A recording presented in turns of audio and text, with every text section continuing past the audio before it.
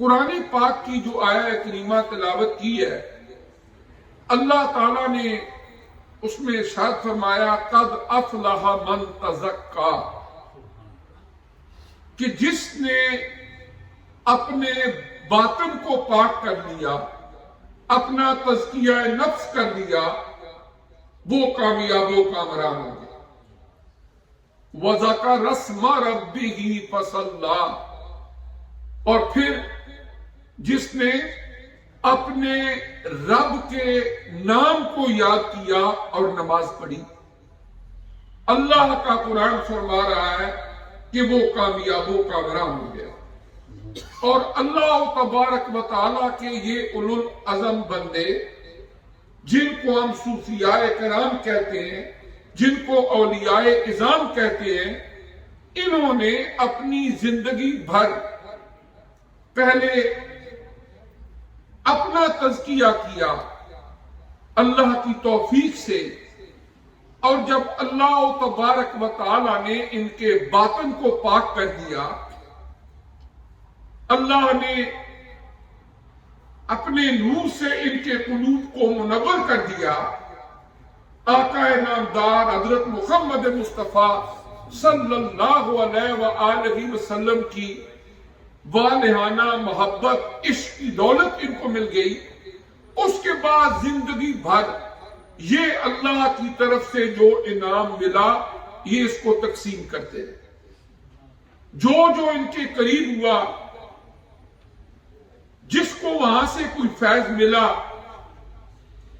بے شمار وہ لوگ ہیں جنہوں نے اپنے آبائی مذہب کو بھی چھوڑا،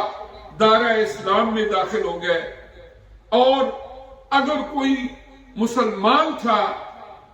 اور تزکیہ نفس اور تطہیر باطن کی اس سے پہلے کوئی ایسی فرصت میسر نہیں آئی یا کوئی ایسا بندہ نہیں ملا، اب ان کی بارگاہ میں آیا، ذکر اذکار کے ذریعے، توجہات کے ذریعے اس کا ایسا اللہ کی مہربانی سے تزکیہ ہو گیا کہ وہ بھی ولایت کے درجے پر فائز ہو۔ اور ایسی انگت بے شمار مثالیں موجود ہیں۔ اور یہ صرف تاریخی کہانیاں نہیں، بلکہ کسی بھی دور میں کوئی بھی انسان ہے، ان اللہ تعالیٰ کے اولو العزم بندوں کا وہ رستہ اپنا لے تو یہی وہ راہ نجات ہے جس کو اللہ نے قرآن میں فرمایا قد افلح من تزکا وذکر اسم ربہ فصلی۔ ہمارا دین اسلام بنیادی طور پر اس کے دو حصے ہیں۔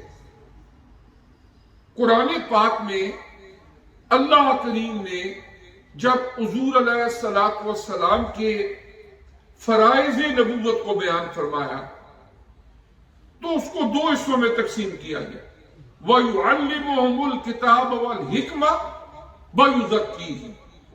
کہ حضور علیہ السلام ان انسانوں کو، ان لوگوں کو کتاب و حکمت کی تعلیم دیں گے اور ان کا تزکیہ نفس کریں گے۔ یعنی ظاہری طور پر شریعت اسلامیہ، اس کی تعلیم دینا، یہ فرائض نبوت میں اللہ نے قرآن میں بیان فرمایا۔ وَيُزَكِّيهِمْ، اور پھر ان کے باطن کو پاک کرنا، ان کے دلوں کو پاک کرنا، ان کی روح کو بالیدگی عطا کرنا، یہ بھی حضور علیہ السلام کے فرائض نبوت میں سے اللہ کریم نے قرآن میں بیان فرمایا۔ اور پھر حضور صلی اللہ علیہ وآلہ وسلم کی بارگاہ وہ تھی کہ کوئی بھی ایک بندہ جو آپ کی بارگاہ میں حاضر ہوا، اسے اللہ نے ایمان لانے کی توفیق نصیب فرما دی۔ ایک نگاہ مصطفیٰ علیہ السلام اس پر پڑ گئی، اللہ نے اس کو دین کا فہم بھی عطا کر دیا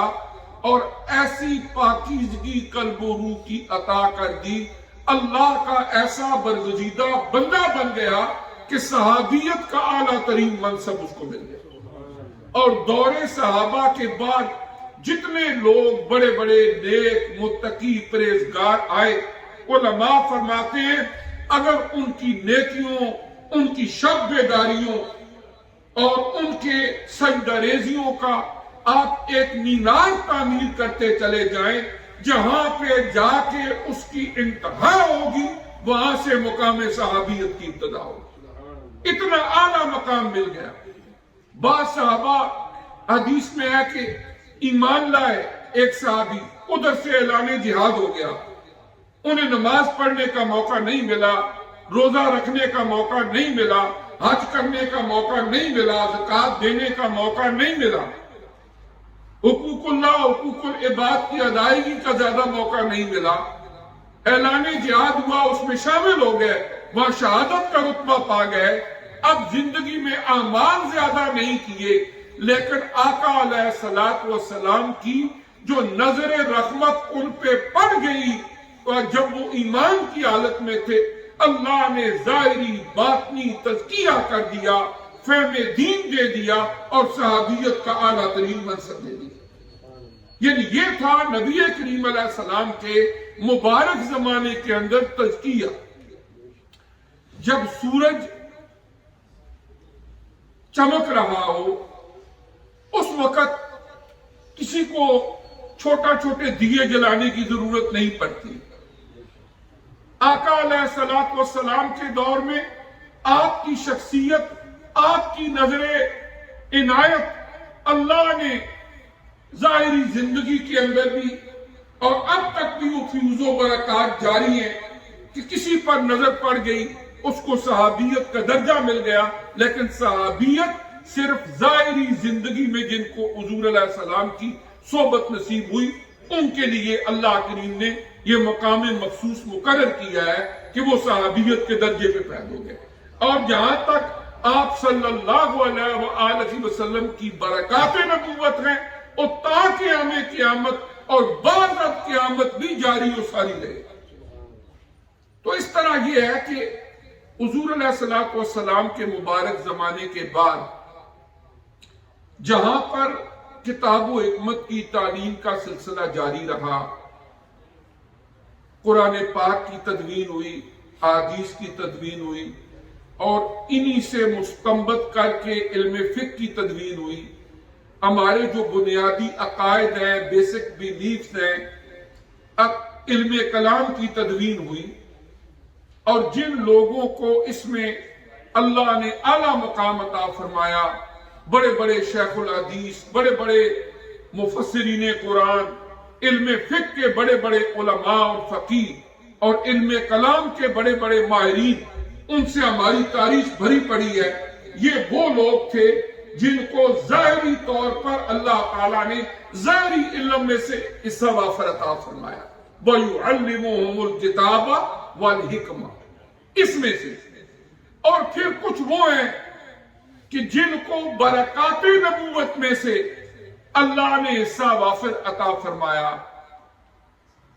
اللہ تبارک و تعالیٰ نے انہیں بھی اعلیٰ درجے دیے، کوئی غوث بن گیا، کوئی قطب بن گیا، کوئی ابدال بن گیا، قطب وحدت بن گیا، فرد بن گیا، قیوم بن گیا۔ تصوف کی کتابوں کے اندر یہ وہ مناصب ہیں جو کہ اللہ تبارک و تعالی خود عنایت فرماتا ہے اپنے بندوں کو، احادیث میں ان کے تذکرے موجود ہیں۔ اور ایک ہے منازل اور ایک ہے مناصب، یہ جو میں نے عرض کی ہیں یہ منصب ہے۔ اس کی آپ ایک چھوٹی سی مثال دیکھیں نا، ایک بچہ جب تعلیم حاصل کرتا ہے وہ پہلے پرائمری سٹیج پہ تعلیم حاصل کرتا ہے، مڈل سٹیج پہ جاتا ہے، پھر ہائر ایجوکیشن کے لیے جاتا ہے۔ یہ کیا ہے؟ منازل۔ اور منازل کے اندر مجاہدہ ہوتا ہے۔ یہ مجاہدہ کرتے کرتے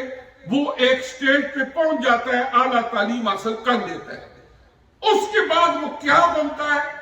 وہ وقت کی حکومت اس کو بناتی ہے کہ یہ فلاں علاقے کا فلاں افیسر ہے، اس کو اس جگہ سلیکٹ کر لیا جائے، اس کو یہ منصب دے دیا جائے۔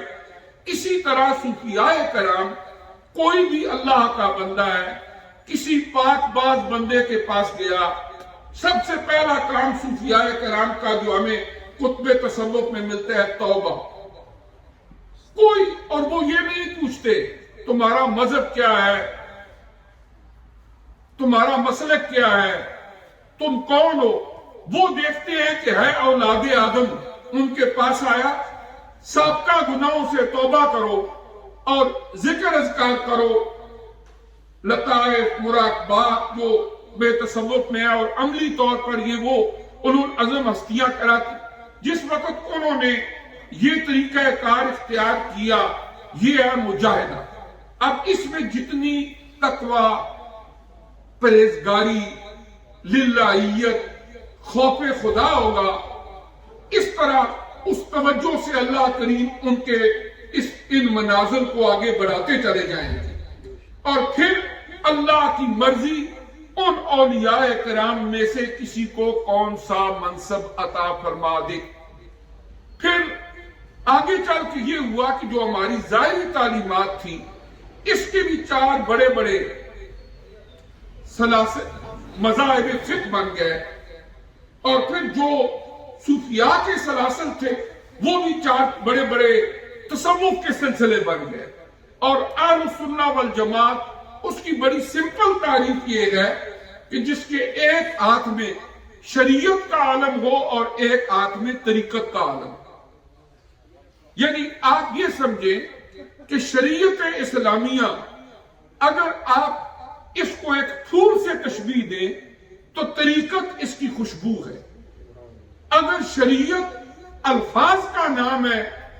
تو طریقت ان کے معانی ہے. اور شریعت اگر بدن ہے تو طریقت اس کی روح ہے. اور اگر شریعت قال اللہ وقال الرسول صلی اللہ علیہ وآلہ وسلم کا نام ہے تو طریقت احوال رسول اللہ صلی اللہ علیہ وآلہ وسلم کا نام. اور جب تک ایک وجود کے اندر یہ دونوں چیزیں اکٹھی نہ ہوں، دین کی تکمیل نہیں ہوتی. یہی وجہ ہے کہ ہمارے بڑے بڑے فقہاء، بڑے بڑے علماء، وہ کسی نہ کسی صوفی بزرگ کی بارگاہ میں جا کے ہمیں اکتساب فیض کرتے ہوئے نظر آتے. اس لیے کہ ظاہری تعلیم اپنی جگہ، لیکن جب تک تزکیہ نفس نہ ہو اس وقت تک یہ ظاہری تعلیم بھی کارآمد نہیں ہوتی. حضرت شیخ عبدالحق محدث دہلوی رحمت اللہ علیہ نے اشیاۃ اللمحات مشکات شریف کی شرح لکھی ہے. اس میں وہ فرماتے ہیں کہ حضرت امام مالک رحمت اللہ علیہ ان کا یہ قول ہے. حضرت امام مالک فرماتے ہیں من تصوف ولم یتفقہ فقد تزندق ومن تفقہ ولم یتصوف فقد تفسق ومن جمع بینہما فقد تحقق. کہ حضرت امام مالک فرماتے ہیں جو بندہ تصوف کے اشغال، اعمال، چلے سارا کچھ کرتا ہے لیکن ظاہری شریعت کا پاس نہیں کرتا، نماز کی پابندی، دیگر ارکان اسلام، حقوق اللہ، حقوق العباد کی پاسداری، حلال حرام کی تمیز، نیکی بدی کا امتیاز، ان چیزوں کا خیال نہیں رکھتا، بس وہ اپنا صرف چلا کشی میں رہتا ہے، یا وہ صرف تصوف کی اشغال اور اعمال ادھر توجہ دیتا ہے، ظاہری شریعت کو چھوڑ دیتا ہے. خطرہ یہ ہے کہ دنیا سے بے دین ہو کر جائے. اور اگر کوئی بندہ ظاہری طور پر شریعت کی پاسداری تو کرتا ہے لیکن اپنا تزکیہ نفس نہیں کرتا، ان برکات نبوت کو حاصل کر کے اپنے من کو، اپنے اندر کو پاک صاف نہیں کرتا، اپنی روح کی بالیدگی کی طرف توجہ نہیں دیتا، خطرہ یہ ہے کہ ظاہری کتابیں پڑھنے کے باوجود وہ گمراہ ہو جائے. شیطان کے وسوسوں سے یہ کتابیں اس کو بچا نہیں سکیں گی جب تک کہ اس کے اندر ایمان کی وہ طاقت نہیں ہوگی اور دل کی پاکیزگی اور روح کی بالیدگی نصیب نہیں ہوگی۔ حضرت علامہ اقبال رحمۃ اللہ نے فرمایا تھا، دی مجو اندر کتب اے بے خبر، علم و حکمت از کتب دی از نظر، کہ اے بے خبر بندے، کتابوں میں کہیں دین کو تلاش نہ کرنا شروع کر دینا، کتابوں سے علم و حکمت کی باتیں ملتی ہیں، لیکن دین کسی اللہ کے خاص بندے کے فیض نگاہ سے ملتا ہے۔ یہی وجہ ہے کہ حضور نبی کریم علیہ السلام کی تشریف آوری سے پہلے خانہ کعبہ شریف موجود تھا، حجر اسود موجود تھا، مطاف وہاں پر ہی تھا، صفا مروہ وہاں پر ہی تھا، اسی طرح دیگر مقامات مقدسہ وہاں پر تھے، آب زمزم بھی لوگ پی رہے تھے، لیکن خانہ کعبہ شریف کے اندر 360 بت رکھ کے ان کی پوجا بھی کر رہے تھے، شرک میں مبتلا ہو چکے تھے۔ لیکن جب آقا علیہ الصلوۃ والسلام تشریف لائے، جس کو آپ سے وابستگی اور ایمان کا تعلق نصیب ہوتا چلا گیا، اللہ کریم نے اس کو دین کی سمجھ بھی عطا کر دی، اور اللہ تبارک و تعالی نے انہیں اپنا برگزیدہ بندہ بھی بنا لیا، صحابیت کا اعلیٰ درجہ عطا فرما دیا۔ دیکھیں نا، جو مکہ کے رہنے والے لوگ تھے، ان کی لوکل ڈائلیکٹ کیا تھی، لوکل لینگویج کیا تھی؟ عربک، اور قرآن کس زبان میں نازل ہوا؟ عربک، اور اس کا لہجہ بھی عرب کا وہی تھا جو انہوں نے اپنی ماں سے سیکھا تھا بولنا۔ لیکن قرآن پاک کی آیات سن کے، پڑھ کے، سب کچھ دیکھ کے بھی بے شمار وہ ہیں وہ ہدایت نہیں پا سکتے، لیکن بے شمار لوگ وہ ہیں جن کی مادری زبان عربی نہیں تھی، لیکن انہیں حضور علیہ السلام کی ذات کے ساتھ عشق و محبت کا تعلق قائم ہو گیا۔ اللہ کریم نے ان کا ایسا تزکیہ نفس کر دیا کہ زبان نہ جاننے کے باوجود ان کو دین سمجھ آ گئی۔ حضرت سلمان فارسی ایران سے آئے تھے، حضرت صہیب رومی رومن امپائر سے آئے تھے، اسی طرح دیگر بہت سارے وہ لوگ ہیں، حضرت بلال رضی اللہ تعالیٰ عنہ ابسینیا سے آئے تھے، ابش سے آئے تھے، ان کی لوکل زبانیں وہ تھی، ان کی اپنی زبان مادری عربی نہیں تھی، لیکن جب حضور علیہ الصلوۃ والسلام کی ذات کے ساتھ ایک تمسک، ایمان کا ایک تعلق نصیب ہوا، اللہ نے انہیں دین کی سمجھ بھی عطا کر دی اور قرآن فہمی کا نور بھی عطا کر دیا۔ لیکن جنہیں حضور علیہ السلام کی ذات سے وہ تعلق قائم نہیں ہوا، وہ غزوہ بدر میں، غزوہ احد میں، دیگر غزوات میں اور اس طرح طبی طور پر حرام موت مر گئے، لیکن دیندار نہیں بنے، اللہ کا قرب نصیب نہیں ہوا۔ اس کا مطلب کیا ہوا کہ آقا نامدار، مرشد قلب و نظر حضرت محمد مصطفیٰ صلی اللہ علیہ وآلہ وسلم ان تمام فیوز و برکات کا منبع اور مرکز۔ اللہ تعالیٰ نے جب آپ کی بعثت فرمائی تو اس کے بعد ہدایت کے رستے کی طرف جا کے قرب الہی کی منزل تک پہنچنے والے تمام دروازے بند کر دیے، صرف ایک دروازہ کھول دیا۔ فنا فی اللہ ہوتے ہیں، فنا فی المصطفیٰ ہو کر خدا کو ڈھونڈنے والے نبی کے در پہ آتے۔ کہ اگر کسی کو خدا کی بھی طلب ہے نا، کوئی بندہ کہتا ہے میں اللہ سے ملنا چاہتا ہوں، مجھے اللہ چاہیے، میں اللہ کے قریب ہونا چاہتا ہوں، تو فنا فی اللہ ہوتے ہیں، فنا فی المصطفیٰ ہو کر خدا کو ڈھونڈنے والے نبی کے در پہ آتے ہیں۔ جب نبی کریم رؤوف الرحیم صلی اللہ علیہ وآلہ وسلم کی بارگاہ میں آئیں گے تو انہیں وہاں سے خدا بھی ملے گا اور دنیا کی زندگی کا مقصد بھی نصیب ہوگا، اور پھر آخرت کے اندر بھی اللہ پاک کامیابی اور کامرانی عطا فرمائیں گے۔ آج کی دنیا جو ہم دیکھ رہے ہیں، اس میں ماشاءاللہ ظاہری طور پر اور مادی طور پر بہت ترقی ہے، ہماری زندگی کو سہل اور آسان کرنے کے لیے، سفر کو آسودہ کرنے کے لیے، لیکن جس طرح مادی لحاظ سے ترقی کی اعلیٰ ترین منزلوں پر ہم پہنچے، وہاں پر ایک اس کا منفی پہلو یہ بھی ہے کہ انسان اتنا ہی اپنے آپ سے بالکل دور ہو گیا، اس کو یہ نہیں پتا میں کون ہوں، اپنے آپ کو فراموش کر دیا، اور پھر انسان اپنی زندگی کے مقصد کو بلا بیٹھا، اور جس سکون اطمینان کی تلاش میں وہ مارا پھر رہا ہے، طرح طرح کے حربے استعمال کر رہا ہے، اللہ نے اس سکون کے حصول کے لیے اس کے اندر فٹڈ ان جو نظام رکھا ہوا ہے اس سے وہ آج تک بے خبر ہے۔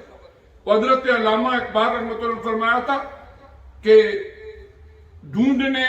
والا ستاروں کی گزرگاہوں کا اپنے افکار کی دنیا میں سفر کر نہ سکا، اپنی حکمت کے خم و پیچ میں الجھا ایسے، آج تک فیصلہ نفع و ضرر کر نہ سکا۔ جس نے سورج کی شعاؤں کو گرفتار کیا، اپنی زندگی کی شب تاریک سحر کر نہ سکا۔ بہت سارے کام ہم نے کیے، لیکن اس کے ساتھ ساتھ اللہ تبارک و تعالیٰ نے ڈے 1 سے لے کر آج تک ہمارے دلوں کی پاکیزگی اور تطہیر کے لیے جو اپنے انبیاء و رسل کی بعثت کا سلسلہ شروع کیا، اور پھر جب انسانیت عالم شباب کو پہنچی، آقا نامدار حضرت محمد مصطفیٰ صلی اللہ علیہ وسلم کی بعثت فرمائی، اور پھر آپ صلی اللہ علیہ وسلم نے تزکیہ کا جو طریقہ بتایا، قرآن پاک نے جس کو بالتفصیل بیان کیا، وہ ایک اور صرف ایک ہے، وہ یہ ہے کہ اللہ تعالیٰ کے نیک برگزیدہ اور اللہ تبارک و تعالیٰ کی بارگاہ تک رسائی رکھنے والے ان اولو العزم ہستیوں کے ساتھ تعلق وابستہ کریں، اللہ کا کثرت کے ساتھ ذکر کریں،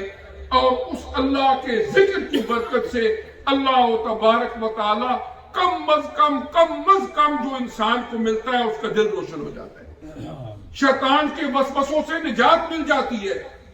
اور اگر آدمی شیطان کو، نفس امارہ کو دشمنی پر آمادہ کرنا چاہے اپنے لیے، تو اس کا طریقہ ایک ہی ہے، کچھ نہ کرے، اللہ کا ذکر چھوڑ دے۔ قرآن فرماتا ہے وَمَن يَعْشُ عَن ذِكْرِ الرَّحْمَٰنِ نُقَيِّضْ لَهُ شَيْطَانًا وَهُوَ لَهُ قَرِينٌ، کہ جو بندہ اللہ تعالیٰ کے ذکر سے غافل ہو جاتا ہے، دور ہٹ جاتا ہے، ہم اس کے لیے ایک شیطان مقرر کر دیتے ہیں جو اس کا فرینڈ بن جاتا ہے۔ وَمَن يَعْشُ عَن ذِكْرِ الرَّحْمَٰنِ نُقَيِّضْ لَهُ شَيْطَانًا وَهُوَ لَهُ قَرِينٌ، وہ اس کا دوست بن جاتا ہے، اور پھر وہ جس طرف چاہتا ہے وہ اس انسان کو لے کے جاتا ہے۔ تو جتنے بھی صوفیاء کرام، بزرگان دین جن کے احوال و واقعات ہم پڑھتے ہیں، ان کے مختلف علاقے، مختلف زبانیں، مختلف احوال، مختلف طرز زندگی ہو سکتا ہے، لیکن ایک بات ان کی قدر مشترک ہے کہ وہ کثرت کے ساتھ اللہ کو یاد کرنے والے، اور خصوصی طور پر سحری کے وقت اٹھ کے اللہ کو یاد کرنے والے تھے۔ اتار ہو، مومی ہو، راضی ہو، غزالی ہو، کچھ ہاتھ نہیں آتا بے آہ سحر گائی۔ اور یہ وہ اولو العزم ہستیاں ہیں کہ جن کو ہم یاد کرتے ہیں، ان کی حضور نذرانہ عقیدت پیش کرتے ہیں، اور پھر اپنی زندگی کے اندر اگر کہیں کمی، کجی، کوتاہی ہو، تو ان کے نقش قدم پر چل کر ہم اس کو دور کر سکتے ہیں۔ اللہ پاک مجھے بھی، آپ کو بھی سمجھنے کی اور عمل کی توفیق دے۔ جزاک